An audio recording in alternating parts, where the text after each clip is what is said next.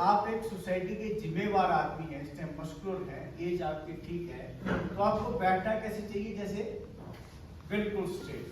जिस भी जगह पे आप बैठे आप वैसे बैठे जैसे पिक्चरों में या धार्मिक ग्रंथों में राजा अपने सिंहासन पे बैठते हैं, ठीक है? ऐसे ऐसे ऐसे बैठना तो बात नहीं बनती। ऐसे बैठते को राजा जी, ऐसे बैठते नहीं, ऐसे बैठते। इसका एक और फायदा होता है, जैसे अगर मैं ऐसे बैठा हूं तो आप सबके लिए मैं एक समान हूं। ऐसे जब आप ऐसे बैठेंगे, आपके सामने, आपके घर के, आपके बाहर के, आप सबके लिए एक समान। अगर आप एक साइड को झुक जाएंगे, इनके लिए आप दूर के होगे, इनके लिए आप पास के होगे। और कहीं मैं गलती से थोड़ा सा झुक के इनके साथ बात करूं तो मैं इनका बिल्कुल खास हो गया और इनका दुश्मन हो गया। ऐसे होता है। तो आप जब एज ए प्रधान एक्ट करते हैं तो ऐसे सीधे बैठना। कोई कंप्लेंट लेके आए, कोई आपके पास कोई बात हो, तो आपने सिर्फ सीधे बैठ के बात। तो आप सीधे बैठे हैं सारे। अब आपका थोड़ा सा समय और होगा है, सीधे बैठ जाओ। और जो मेरे कहने के अनुसार नहीं चल पाएगा उसने उसके बाद रुक जाना। जो जैसे मैं बताऊंगा वो चल पाएगा उस तरह से करते रहो, बाकी ने आंख खोल के आराम से बैठ जाना। तो अब मैं आपको एक रिक्वेस्ट करूंगा कि आप अब अपनी आप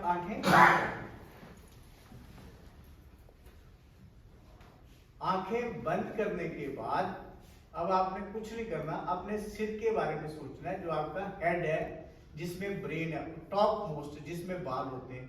अब आपने सोचो आपके बाल कैसे हैं?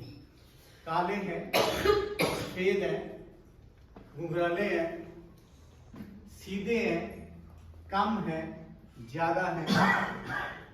अब इन बालों को आपने थोड़ा सा ढीला छोड़ देना है। अब आपने अपने माथे के बारे में सोचना है और माथे को ढीला छोड़ देना है। अब आपने अपनी आंखों के बारे में सोचना है। आंखें ना आपकी, आपने आंखें दबाई हुई है अंदर को, इनको ना ढीला छोड़ दो। आईलिड्स जो ऊपर के होते हैं इसको ढीला छोड़ दो। मानसिक तौर पे छोड़ना आपने, मन से, बाकी मसल्स खुद एक्ट करते हैं। अब आपने अपने नासिका को ढीला छोड़ना है, कानों को ढीला छोड़ना है, सोचना उनके बारे में कैसे है, फिर ढीला छोड़ना है। अब आपने होठों के बारे में, लिप्स के बारे में सोचो, इनको ढीला छोड़ दो। आपने कसे हुए कुछ नहीं है।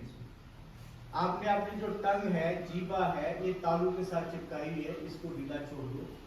दांतों को अलग अलग कर दो, ढीले छोड़ दो। गर्दन को ढीला छोड़ो।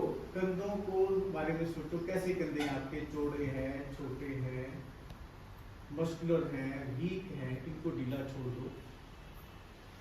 देखो अब मैं आपको बड़ी अच्छी बात बताने दे रहा हूं। जब हम खाना खाते हैं ना, तो सबसे ऊपर जो हमारे गले की नाली है उसको बोलते हैं ओसोफेगस।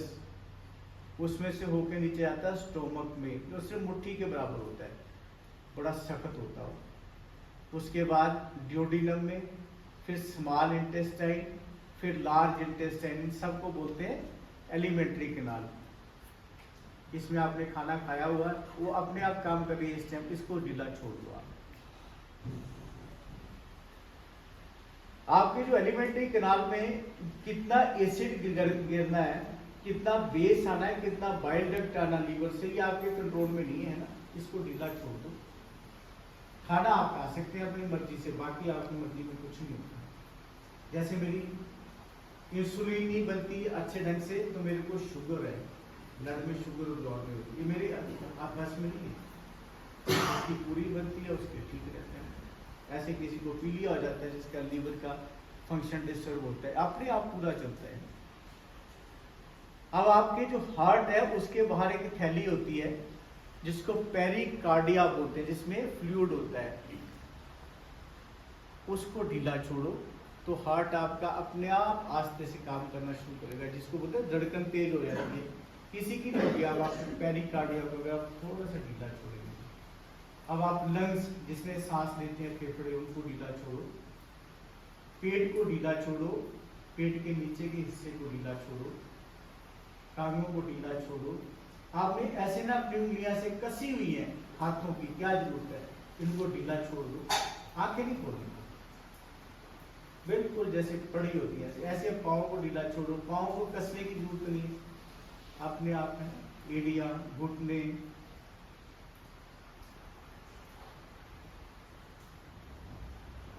देखो अब आपको मैं कितनी अच्छी बात बताने लगा जो आपने इतनी उम्र होगी कभी सोची नहीं होगी। क्या आपको पता है कि आपके बॉडी के सारे फंक्शन अपने आप होते हैं?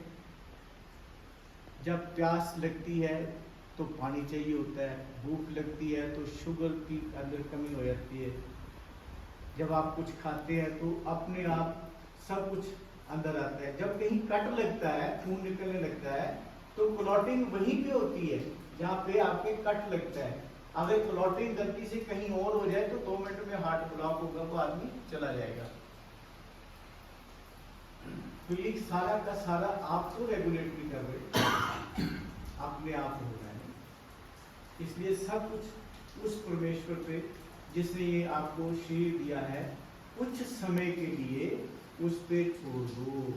अब ये शरीर कितने समय के लिए मिला है, ये बॉडी कितने समय के लिए मिली है, हमें कोई सोचा ही नहीं। अगर हम किसी बच्चे की पैदा होने के समय उम्र 100 इयर्स ले लें, 100 साल ले लें, तो उसके पास कितने दिन होते हैं जीने के लिए? 365 को 100 से मल्टीप्लाई करें, गुना करें तो 365 के आगे 2 जीरो लगी, मतलब हो गए 36,500 दिन। तो जब हम इस संसार में आते हैं और 100 साल तक जिए, अगर 100 ईयर जिए, तो हमारे पास होते हैं जीने के लिए 36,500 दिन। हमने कितने काट दिए? लगभग मेरे, है ना, मैंने तो बहुत काट दिए, और जो 50 साल के करीब उन्होंने 18-20 हजार काट दिए, बाकी कितने बचे? 16,000। वो कब है? अगर आपने 100 ईयर तक बिल्कुल सेहत भगवान आपको दे, और अगर 80 तक है तो 7,000 और कम कर दो तो 10,000 बचते।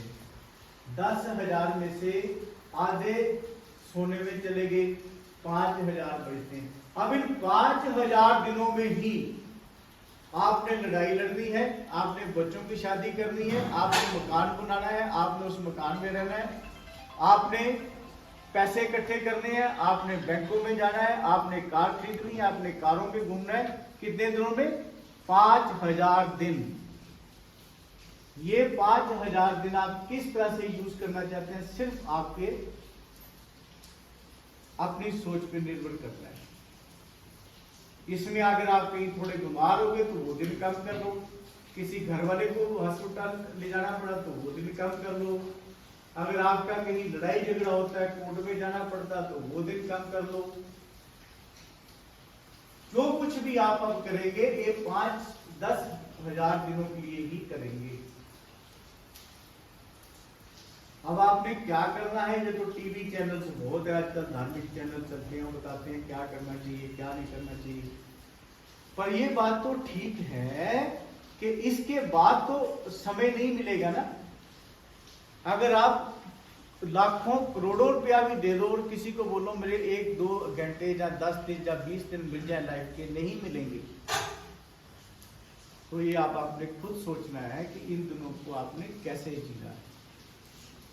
हम बहुत चालाक बनते हैं, हमारी चालाकी कभी पकड़ी नहीं जाती। मैं कल भी देख रहा था, सड़क के बीच में एक आदमी अपने घर की सीढ़ियां बना रहा था।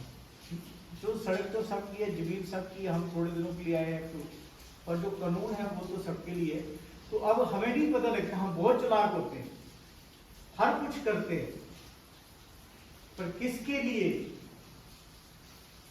क्योंकि जो हम करेंगे वो तो यही रहेगा, साथ में नहीं।